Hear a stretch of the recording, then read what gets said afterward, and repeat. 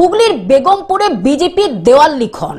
হুগলির বেগমপুরে বিজেপির দেওয়াল লিখন। আগামী 14ই মার্চ প্রধানমন্ত্রী নরেন্দ্র মোদীর ব্রিগেড জনসমাবেশকে সামনে রেখে হুগলি জেলার সিঙ্গুর বিধানসভার অন্তর্গত বেগমপুরে শুরু হলো বিজেপির দেওয়াল লিখন। প্রত্যেকের বাড়িতে প্রধানমন্ত্রীর যে চিঠি পশ্চিমবাংলায় পরিবর্তনের লক্ষ্যে মানুষের কাছে তিনি যে আহ্বান রেখেছেন, তার জন্য তিনি প্রত্যেককে যে চিঠি পাঠিয়েছেন, সেই চিঠি আমরা গৃহ সম্পর্কের মাধ্যমে প্রত্যেকের বাড়িতে পৌঁছে দিচ্ছি। পাড়ায় পাড়ায় আমাদের বৈঠক চলছে এবং প্রত্যেক বুথে বুথে আমাদের দেয়াল লিখন চলছে এবং সেই দেয়াল লিখন আজকে বেগমপুর অঞ্চলের বিভিন্ন বুথে হচ্ছে, কয়েকদিন ধরেই চলছে।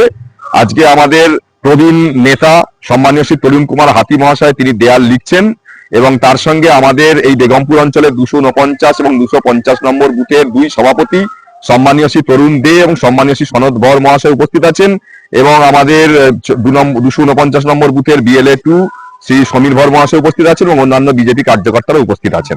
হুগলি থেকে কৌশিক ঘোষের রিপোর্ট, গ্লোব নিউজ।